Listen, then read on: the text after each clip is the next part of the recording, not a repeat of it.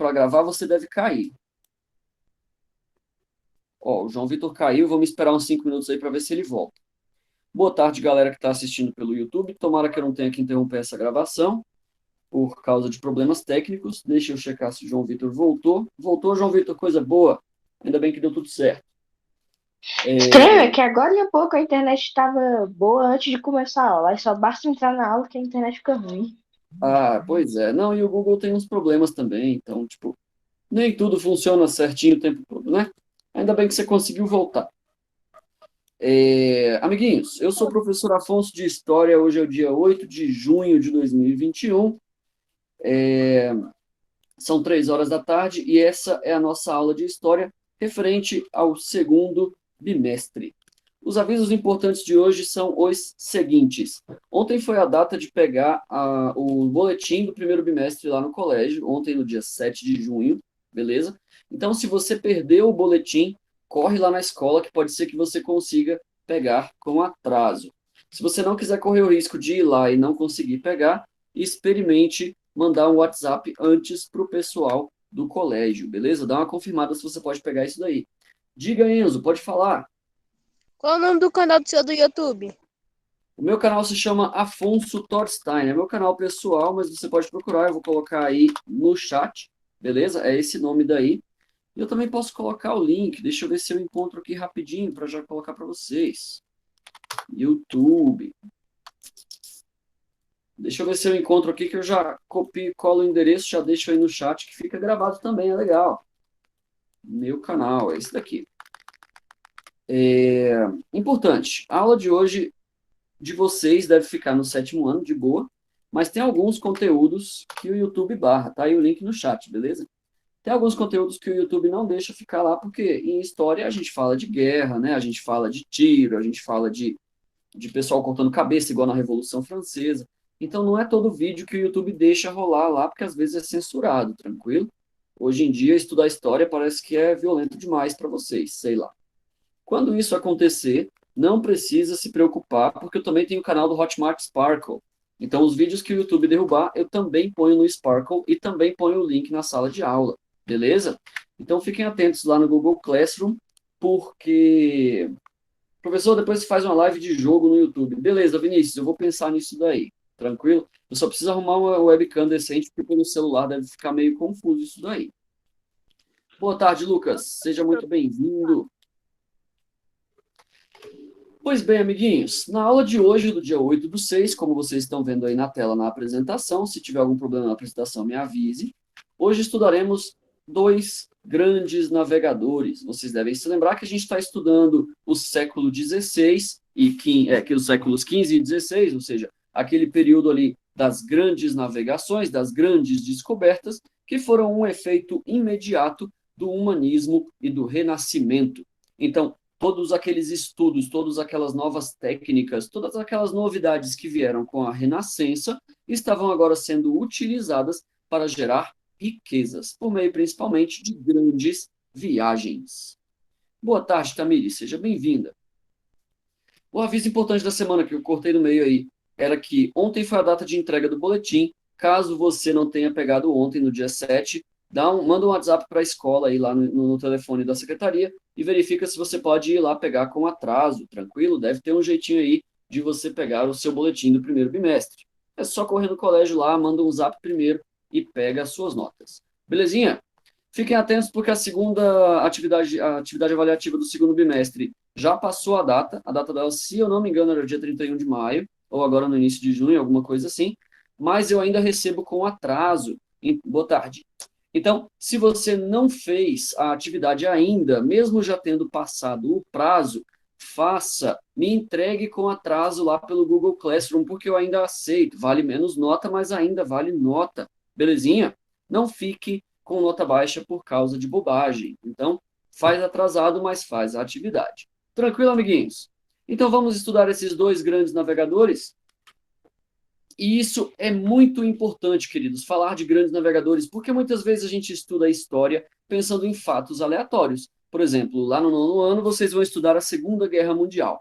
E aí a gente pensa, beleza, foi uma guerra, um monte de gente morreu e tal, mas quem eram essas pessoas? né? Porque eram pessoas iguais a mim e a você, eram seres humanos com nomes, famílias e casas onde eles viviam e assim por diante.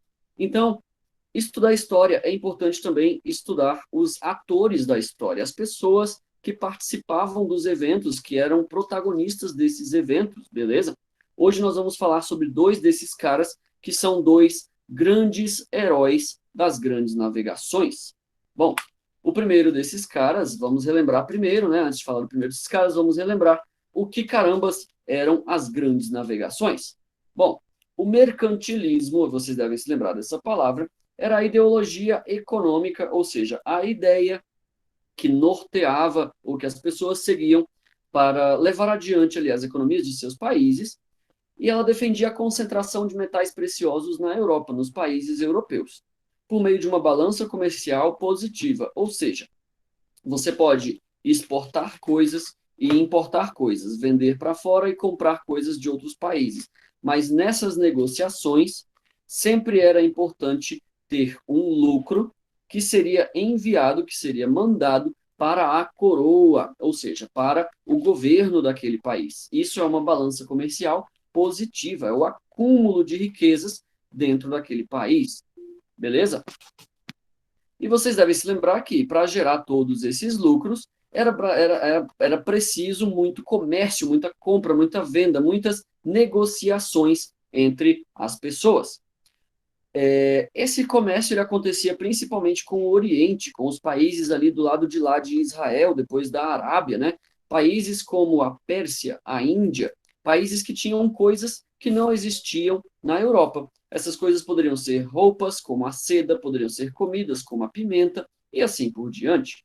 Esses produtos não existiam na Europa e, por isso, valiam muito. Os europeus pagavam muito caro para ter pimenta, porque não existia pimenta em outro lugar. O único jeito de conseguir pimenta era vindo lá do Oriente. Então, era um negócio muito lucrativo. Quando a cidade de Constantinopla caiu no século XV, ou seja, quando os muçulmanos derrotaram o Império Romano do Oriente e conquistaram a cidade de Constantinopla, vocês devem estar vendo ali no mapinha a parte verde bem na esquerda da imagem, onde diz Império Romano do Oriente. Hoje em dia, essa região aí onde eu mostrei para vocês, que está verdinho escuro, verdinho claro aí no lado esquerdo da imagem, essa região é conhecida como Turquia. E até hoje a religião oficial da Turquia é o Islã. Ou seja, o Império Romano do Oriente caiu e até hoje, 2021, ele não existe mais. É terra de muçulmano. Beleza? Então os muçulmanos destruíram o que sobrava do Império Romano ali em Constantinopla.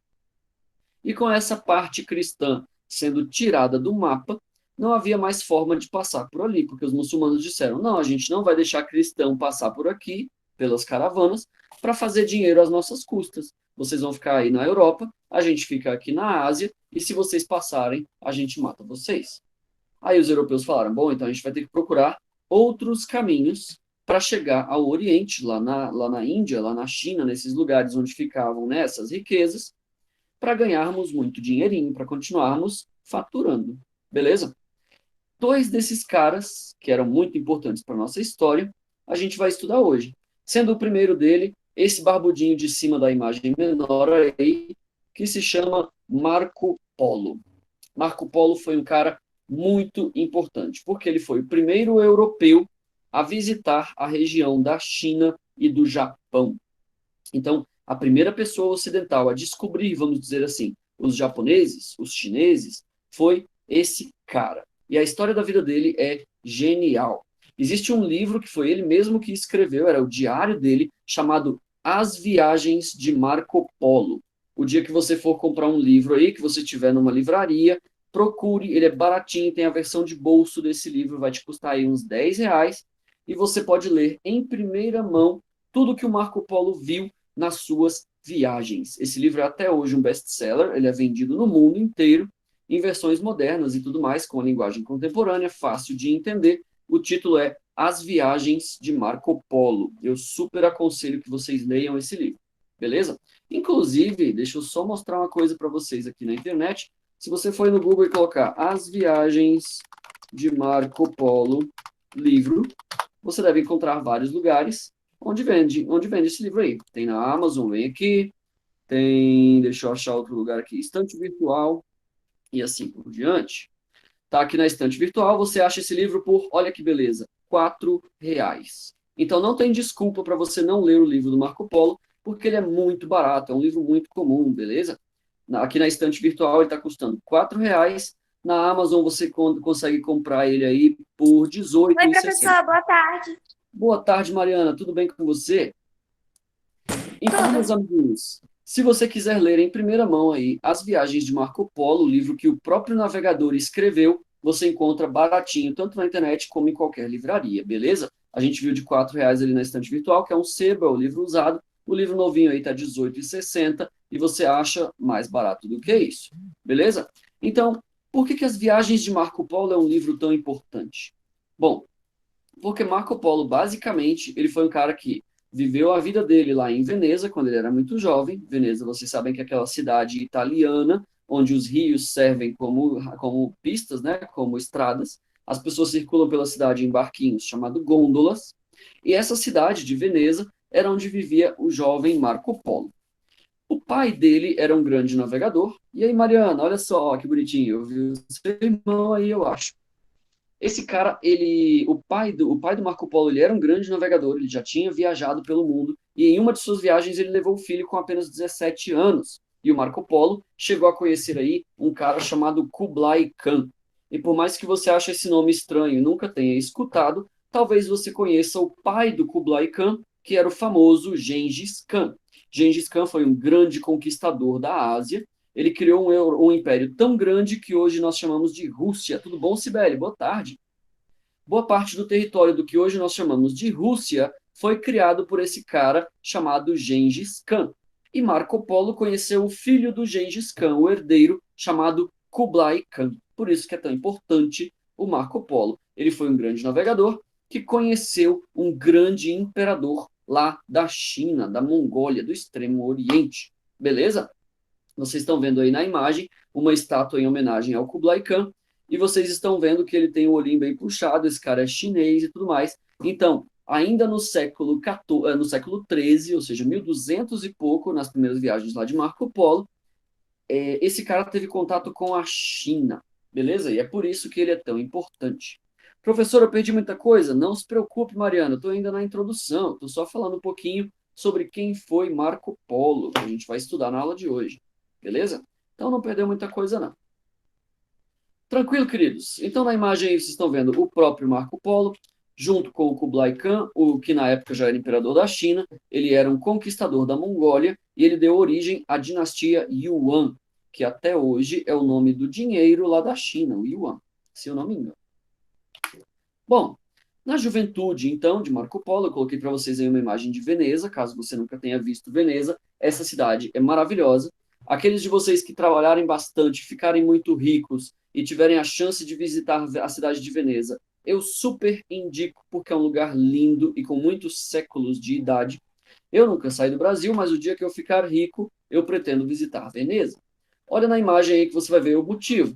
É um lugar muito bonito e ao invés de calçadas e estradas, você tem rios. As pessoas moram mesmo na beira do rio. A cidade ela é meio inundada, beleza? Na juventude, então, o Marco Polo morava nessa cidade, uma famosa cidade onde hoje fica a Itália. E na época dele, quando ele era jovem, essa cidade de Veneza tinha um rei. Ela era uma cidade-estado, a Itália ainda não existia. E a cidade de Veneza estava em guerra contra a cidade de Gênova, que também é outra cidade que existe até hoje e que também é muito linda. Todas essas cidades, elas são centenárias, são cidades antiquíssimas. Pois bem, basicamente as guerras entre essas cidades-estado constituíam em disputas por colônias na região onde hoje fica a Grécia e a Turquia, ou seja, ali no Império Romano do Oriente. Vocês devem se lembrar que, mais ou menos nessa época, no século XIII, 1200 e pouco, fazia pouco tempo que tinham acontecido as cruzadas, quando os cristãos tentavam conquistar as terras de Jerusalém, onde hoje fica Israel, beleza? Então aquela terra ali sempre foi muito importante para todos os cristãos, porque é a terra onde Jesus viveu. Basicamente, Gênova, Veneza, essas cidades italianas que viviam em guerra, disputavam colônias nessa região do mundo, beleza? Região importante para a tradição cristã. Quando Marco Polo, professor, se eu tiver saído de vez em quando é porque a minha internet está muito ruim. Sem problema, Mariana. Depois você sempre pode assistir a gravação do YouTube, que vai estar disponível o link lá no Google Classroom, beleza? Pode assistir depois as partes que você perdeu. Não, não se preocupa que você não vai levar falta, beleza? A presença de vocês é calculada de acordo com a presença aqui em qualquer momento da aula. Então, se você conseguir entrar um pouquinho que seja, você ainda ganha a sua presença. Tranquilo? Professor, então eu só vou entrar na sua aula e vou sair depois, beleza? Aí você não aprende nada e aí boa sorte no seu emprego, né? A presença não é nada, tá bom, queridos? Pode ser importante agora para você se formar, mas o conhecimento vale muito mais. Então fica aqui na minha aula, assiste o conteúdo porque é muito importante. Pois bem, então esse herói Marco Polo, apenas aos 17 anos de idade, ele ainda um adolescente, junto com o pai dele, zarpou em uma aventura pelo mar, mas não só pelo mar, boa parte das viagens dele aconteceram também por meio de caravanas, beleza? Ele viajava navegando e também em caravanas, pelo mar em direção à Ásia. Diga, Enzo, quer falar alguma coisa aí? Não sei por que apareceu uma marquinha aí ao seu redor, sei lá. Qualquer coisa tem um botãozinho de levantar a mão aí, beleza? Você levanta a mão que eu te dei falar. Tranquilo. Se quiserem falar alguma coisa, fazer alguma pergunta, é só levantar a mão aí que a gente bate o papo. Belezinha? Então, Marco Polo tinha que ser muito corajoso, porque ele só tinha 17 anos, ele era um jovem adulto, um jovem adolescente ainda, na minha opinião, e ele já estava viajando pelo mundo junto com seu pai. O pai dele se chamava Niccolò Polo. Pois bem, por onde aconteceu as viagens do Marco Polo? Vocês estão vendo aí um mapinha, e vocês devem perceber que esse mapa inclui metade do mundo todo, né? A gente está pegando aí desde o leste da Europa e da África, vocês devem estar reparando aí na parte esquerda da imagem, indo até a região do Japão, lá do outro lado da imagem, no extremo direito. Então, Marco Polo fez uma viagem gigantesca. Vocês devem reparar que metade do mundo é longe pra caramba. O cara viajou muito, e ainda mais há 700 anos atrás, há 600 anos atrás, quando não existiam trens nem aviões. O cara fez isso basicamente a cavalo, de navio e a pé. Beleza? Quando Marco Polo voltou de viagem, ele escreveu um livro onde ele descrevia tudo o que ele viu. Foi aquele livro que eu mostrei para vocês lá no início. Beleza? Sem problema, Mariana. A internet está meio ruim aí, né? Tranquilo. Esse livro que está falando aí na apresentação é aquele livro que eu mostrei para vocês o preço, que você encontra até por R$ 4 usado aí na internet. Professor, a gente levantou a mão. Opa, diga aí, Enzo. Você levantou a mão, pode falar. Eu não tinha visto. Valeu, Francisco. Professor, Diga. você já disponibilizou a atividade de segundo bimestre avaliativa? Já sim, já coloquei ela umas 2 semanas atrás, cara. Inclusive já deu o prazo, mas você ainda pode fazer com atraso que eu ainda considero, beleza? Dá uma olhada lá no mural, vê os últimos avisos lá, que tem a atividade 2 do segundo bimestre. Viu? Eu acho que eu já fiz. Ah, pode ser que já tenha feito então. Fica atento aí, porque inclusive o Google te manda os avisos lá quando chega perto da época das atividades, beleza? Se você acessar o Google Agenda, ele marca para você lá direitinho as datas de entrega de cada atividade, beleza? É tudo interligado no Google. Se tiver mais alguma pergunta, pode falar aí, Enzo. E a Mariana tá caindo toda hora. Que droga esse negócio de internet, né? Não é uma pena. Bom, aquele livro que eu mostrei para vocês lá, então, ele conta sobre a viagem do pai dele, que era o Niccolò Polo, que começou pela região do Levante, onde hoje fica Israel. A gente chama de Levante porque é mais ou menos onde o sol nasce, ali, né, no Oriente Médio. E ele seguiu o pai dele até a China, onde ele conheceu os descendentes de Gengis Khan. No caso, o Kublai Khan, que era um dos filhos do grande conquistador mongol. Beleza? O conquistador da Mongólia, lá na região da China. Kublai Khan, quando o pai do Marco Polo tinha viajado para lá, ele fez um pedido para o Niccolò Polo, que era o pai do Marco. Fez um pedido para ele. Ele escreveu uma carta e falou: leva essa carta para o Papa da Igreja. Por quê? Já que a igreja... Desculpa, meu tio mudou a internet achando que a internet era boa, mas fez piorar. Sem problema, Mariana. Fica tranquila, tá de boa, tá? Esse conteúdo vai estar disponível no Classroom em forma de texto, vai ter videoaula complementar. Não se preocupa que tem bastante fonte aí para vocês, tá bom? Eu entendo que a internet de vocês é ruim, porque a minha também é uma droga. Pois bem, e aí, anos antes, quando o Marco Polo ainda era uma criança, o pai dele, o Niccolò Polo, estava lá junto com o Kublai Khan e tudo mais. Não, tá atrapalhando não, fica tranquilo. que ele levasse uma carta para o Papa, porque o Papa era uma figura importante, ele meio que centralizava toda a Europa. Os alemães consideravam o Papa importante, os ingleses também, os franceses também, os italianos também. Todos os europeus tinham alguma forma de relação com o Papa. Então, o Kublai Khan meio que percebeu, bom, o Papa é um cara que é importante ali para os europeus. Se eu quiser falar com os europeus de um modo geral, eu preciso falar com o Papa. E aí o Kublai Khan escreveu uma carta, então, falando para o Papa mandar ali professores, pessoas que explicassem lá e tal, né, para ele a história da Europa e tudo mais. O Enzo ainda está com a mão levantada aí, mas acho que é porque ele esqueceu de abaixar. Quer dizer mais alguma coisa aí, Enzo? Nossa mãe. Não, só esqueci de É. abaixar. Eu imaginei. Tudo bem. Qualquer coisa é só levantar de novo aí que a gente responde.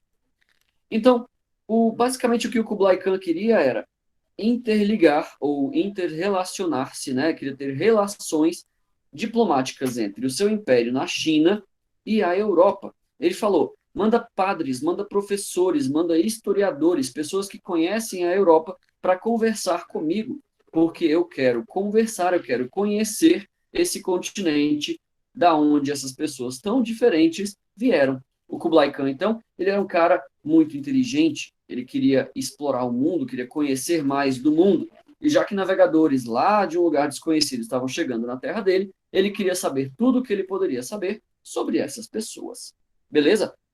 E aí, Niccolò Polo voltou lá carregando a carta dele, do Kublai Khan e tal, de volta, né, para entregar para o Papa. Beleza? Bom, em 1271, vocês vão ver que a gente ainda está no século XIII, né? As grandes navegações começaram mais ou menos nessa época. O Niccolò, que era o pai do Marco Polo, viajaria novamente para a China para cumprir as promessas que ele tinha feito para o Kublai Khan.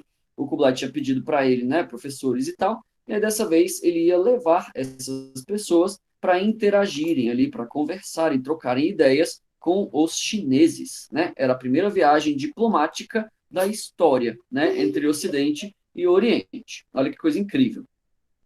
Dessa vez, entretanto, o Niccolò Polo ia levar o filho dele com apenas 17 anos, chamado Marco Polo. E o Marco Polo ficou muito famoso, a gente vai estudar o porquê.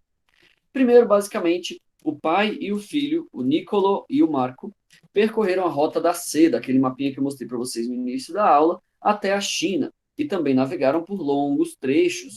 Então, como eu falei, a viagem não foi exclusivamente uma grande navegação, mas uma grande viagem.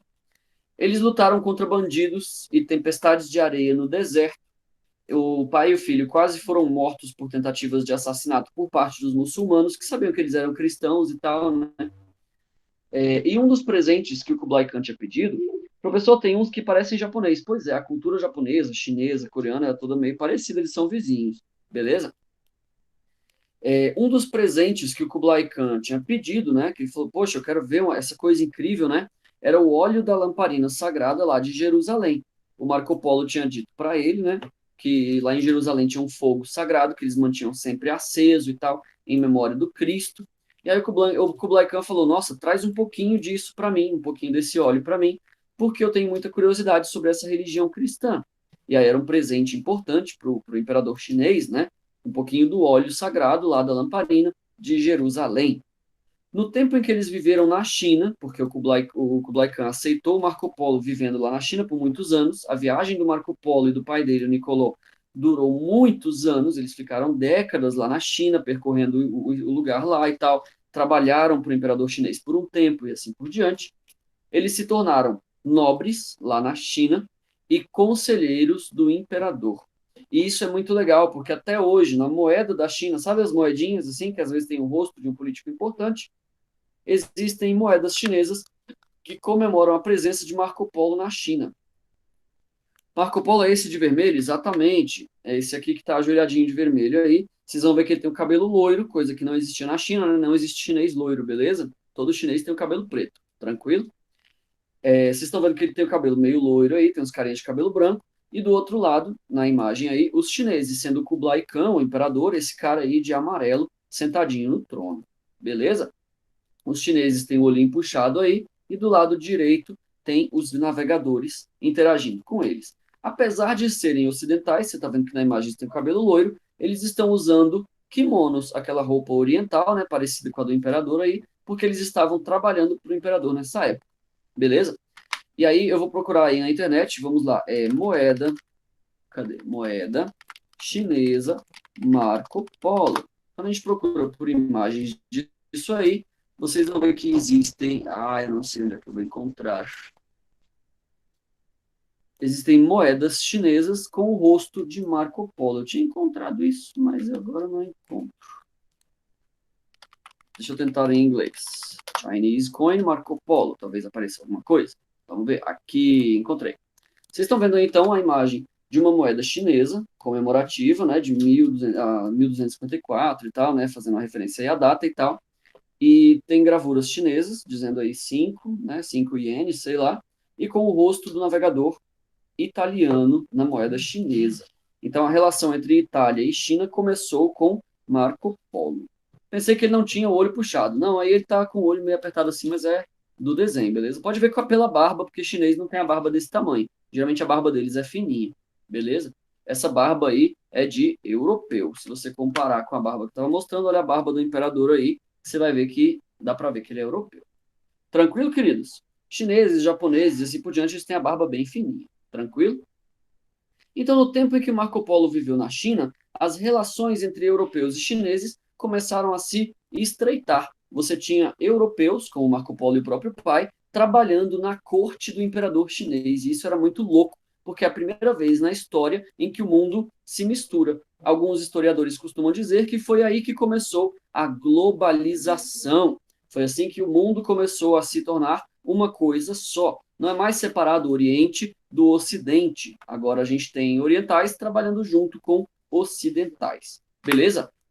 Marco Polo, quando voltou de viagem junto com o pai dele, já em 1295, então ele ficou mais de 20 anos viajando, beleza? Imagina uma viagem que dura mais de 20 anos. Será que tem que ser corajoso? Indo para o outro lado do mundo? Pensa só. Em 1295, quando ele voltou, eles chegaram de volta na cidade de Veneza, com navios cheios de joias, porque eles tinham se tornado imperadores, eles tinham se tornado nobres, tinham se tornado funcionários públicos lá na China, né, conseguido muito dinheiro e tal. Voltaram com os barcos carregados de joias, especiarias, pedras preciosas, eles voltaram ricos. Os caras passaram 20 anos lá na China e voltaram ricos.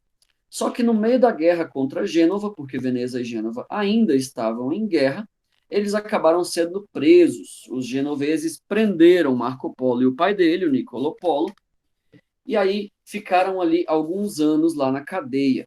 Acredita-se, inclusive, que foi no tempo em que o Marco Polo estava preso lá na cadeia em Gênova que ele escreveu, sem problema, galera da internet aí, tá tranquilo. Foi no tempo, então, que ele passou lá na cadeia em Gênova que ele escreveu o livro que eu mostrei para vocês no início da aula, As Viagens de Marco Polo. Beleza? Após alguns anos lá na cadeia, ele viveu uma vida de luxo e riqueza. A viagem do cara tinha sido muito lucrativa, né? Ele voltou cheio de pedras preciosas, metais preciosos, joias e tal. E aí ele morreu em 1324, já, né, quase 30 anos depois dele voltar aí de viagem, morreu de doença, parece um mancaô, né, professor? Mancaô, não sei bem o que é mancaô. Mansão, entendi, uma mansão. O que vocês estão vendo na imagem aí é a igreja de São Lourenço, onde o corpo de Marco Polo foi enterrado depois que ele morreu em 1324, beleza?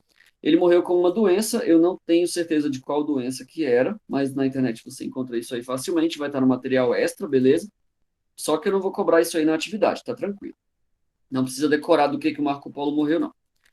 E quando ele morreu, as riquezas dele foram distribuídas entre os parentes dele como herança, claro, e também para a igreja. Então, como eu falei lá no início, se você um dia for muito rico, trabalhar bastante, tiver muito dinheiro e tiver a chance de visitar a cidade de Veneza, você vai poder visitar essa igreja da fotografia aí, a igreja de San Lorenzo, onde se encontra até hoje enterrado o corpo do grande navegador Marco Polo.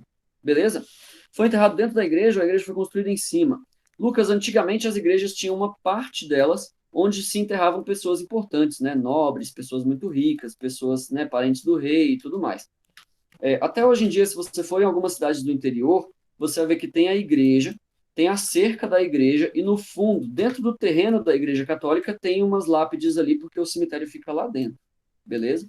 As pessoas medievais, as pessoas mais antigas, principalmente lá na Europa, acreditavam que quando elas morriam, o corpo precisava ser enterrado perto da casa de Deus, para elas poderem ir para o céu, né? Então, tem muita gente que é enterrada assim, dentro da igreja, às vezes, no, tipo, no porão da igreja, tinha uns lugares lá onde enterravam pessoas importantes. Tranquilo? Aqueles de vocês que já tiverem visitado a cidade de Porto Seguro, na Bahia, lá tem várias igrejas antigas, históricas, onde dentro tem pessoas enterradas. Você vê lá no chão da igreja mesmo, tem lápides escrito lá o nome da pessoa, quando ela não morreu e tudo mais, e tá ali dentro da igreja mesmo, beleza? Era enterrado Eu fui mesmo lá e dentro da nunca igreja. vi esse negócio. Nunca viu, João? Quando você for visitar lá Não. de novo, porque a gente sempre volta naquele lugar bonito, você vê aquelas É cidades bonito históricas que são em demais. cima do morro assim, tem a Sim. cidade histórica, já viu? Tem a cidade embaixo, assim, aí você Eu sobe o vi, morro fui lá em lá. cima. Legal. Aí quando você vai na igreja, perto do altar, no chão tem umas placas com vários nomes de pessoas. Próxima vez que você for lá, você dá uma checada. Deixa eu ver se eu encontro na internet, deve ter alguma imagem sobre isso. Porto Seguro, Igreja Histórica, lápides. Vamos ver se a gente acha alguma coisa. De repente eu encontro uma imagem. Geralmente eu tenho sorte com as imagens do Google, mas vamos ver. São essas igrejas assim que você vê em cima do morro, não sei se vocês estão vendo aí nas imagens, mas deixa eu ver se eu acho alguma foto de dentro. Vamos colocar assim, isso, igreja histórica interior. Talvez tenha alguma foto do interior das igrejas. Acho que nessa daqui deve dar para ver. Bom, na imagem aí talvez dê para ver, eu estou dando um pouquinho mais de zoom. Vocês vão ver que ali embaixo tem tipo uns tapetes, uma parada assim, e nessa parte aqui, perto do altar, se você tiver a chance de viajar, de visitar lá, você vai ver que no chão tem nomes de pessoas. Elas estão enterradas ali embaixo, beleza? Eu fiquei com medo e tal, não sei o quê. Não precisa ficar com medo, são só pessoas. Enfim, talvez tivesse alguma imagem mais clara dessa parada. Eu queria mostrar para vocês, mas tinha que ir lá mesmo, porque por foto nem sempre a galera fotografa essa parte da igreja, enfim. Queria que aparecesse algum, mas tudo bem. Eu tenho medo de defunto. Ah, Sibeli, que bobagem. Nem existe mais, porque as pessoas que foram enterradas nessa igreja foi há, tipo, 400 anos atrás. Já não tem nem pó mais. Só ficou a placa mesmo com o nome da pessoa. Não sobrou mais nada lá dentro.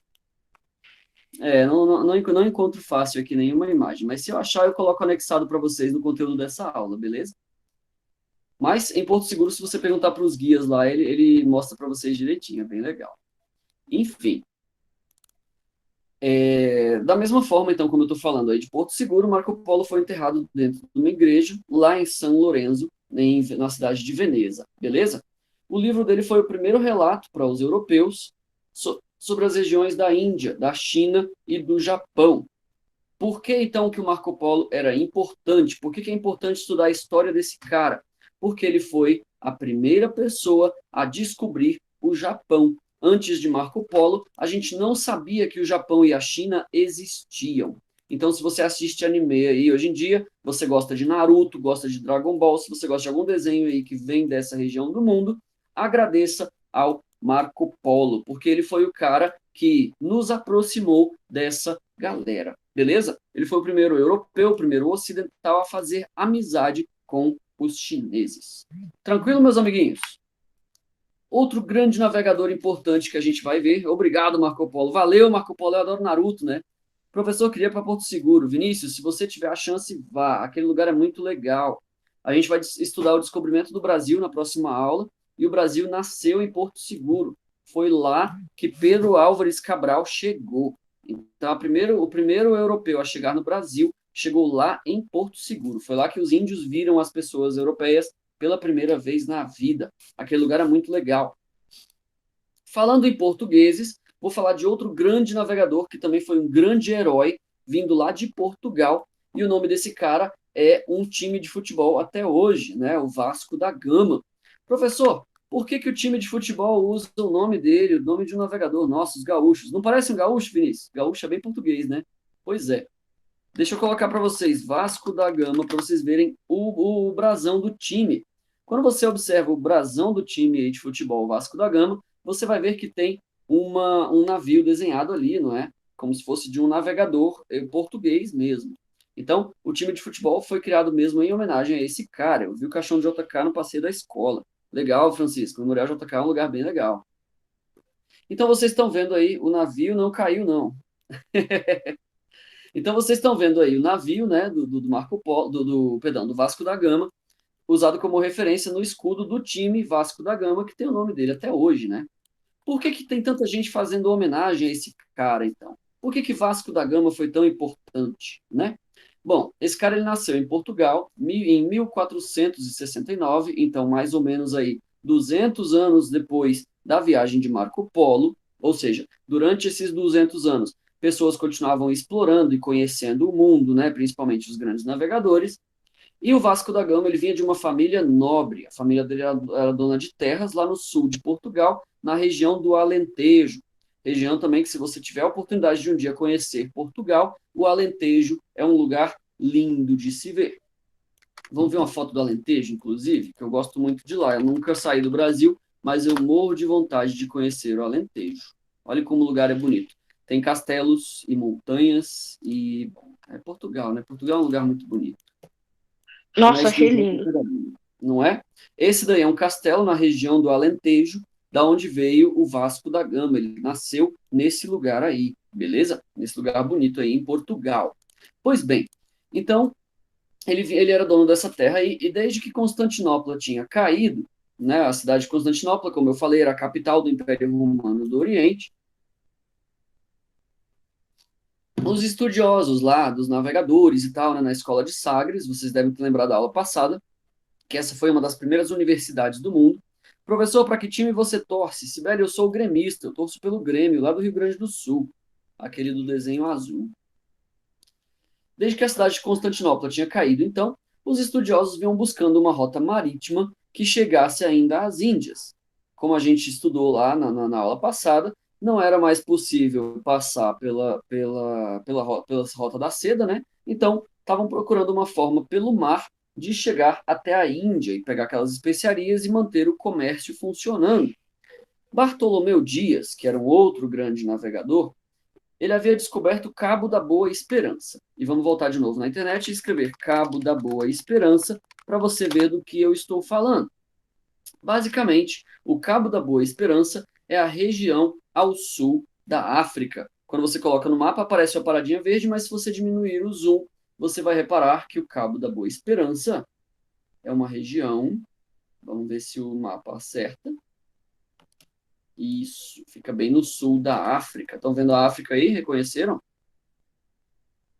Sim. O Cabo da Esperança fica no sul da África. Vocês estão vendo o mapa da África aí. E naquela bolinha azul marcada aí é o Cabo da Boa Esperança.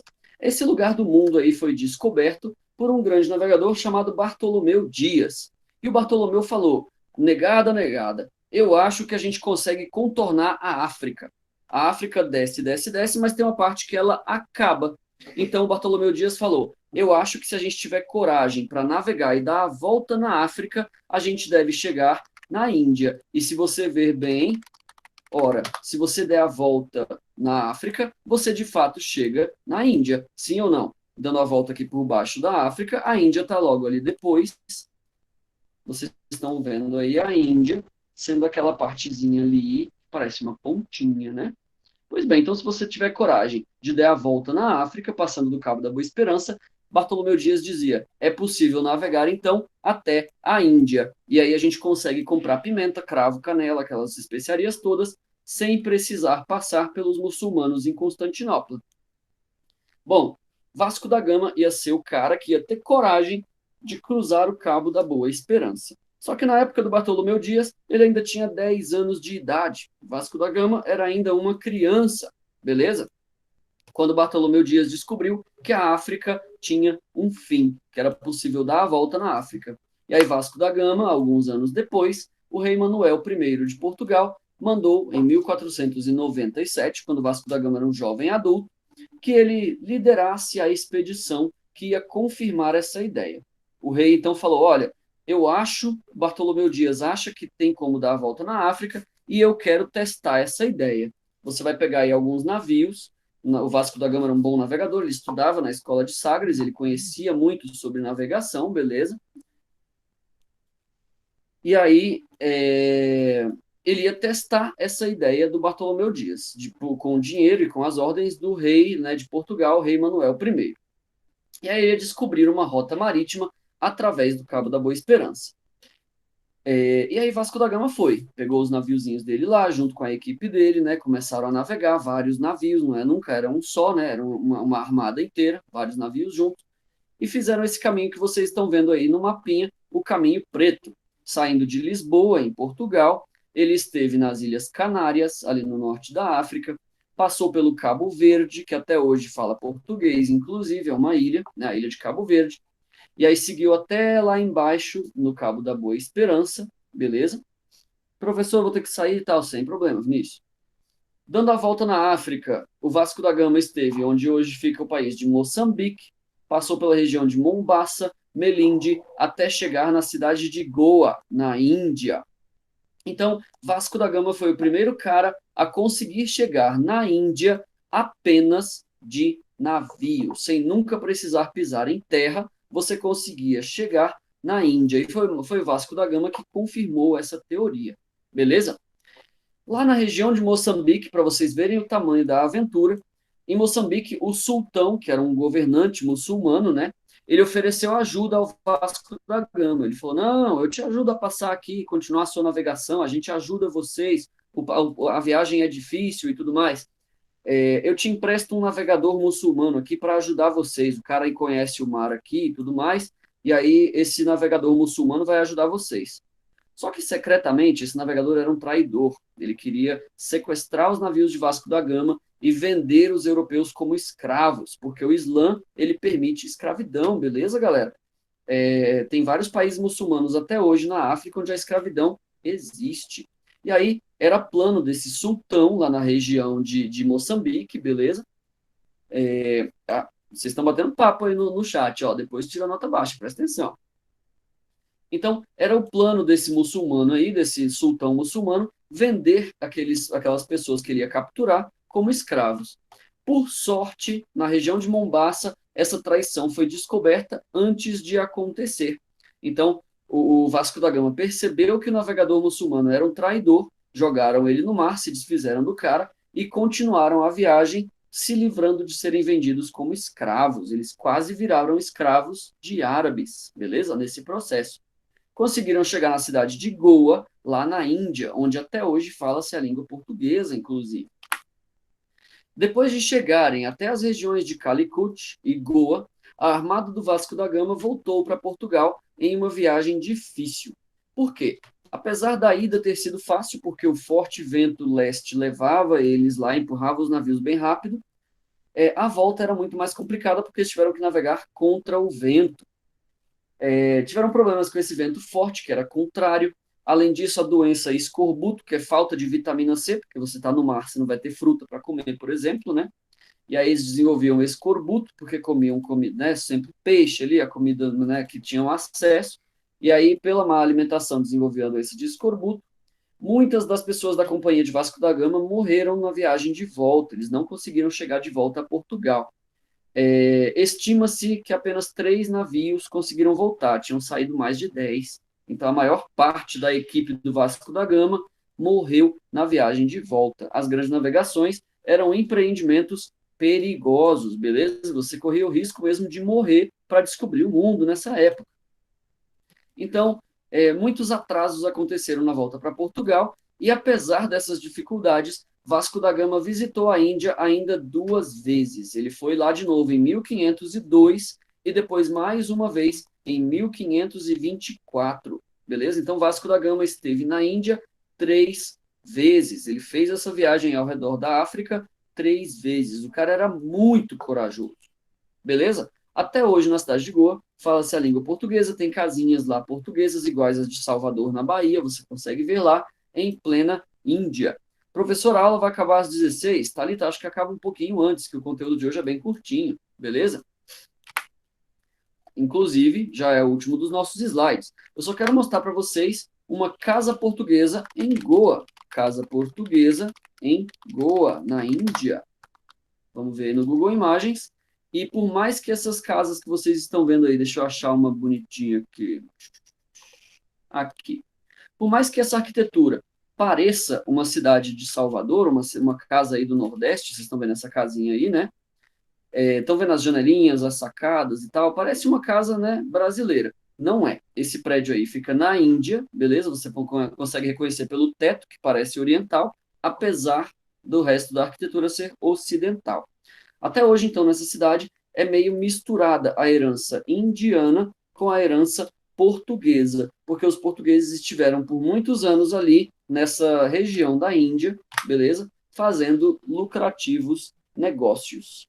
Na aula que vem, então, a gente vai estudar como foi que uma dessas navegações levou os portugueses a descobrirem o Brasil, por meio da viagem lá de Pedro Álvares Cabral. E se você quiser ver essa história em primeira mão, como eu falei antes, visite a cidade de Porto Seguro, porque foi lá que Cabral acabou indo parar, mas isso tudo são cenas do próximo episódio. Beleza, amiguinhos? Nosso conteúdo vai até aí. Para a galera do YouTube, eu vou interromper a gravação agora. Um forte abraço para vocês. Para a galera que vai ficar ainda, nós temos aí uns 5 ou 10 minutos, beleza? Para tirar dúvidas e tudo mais.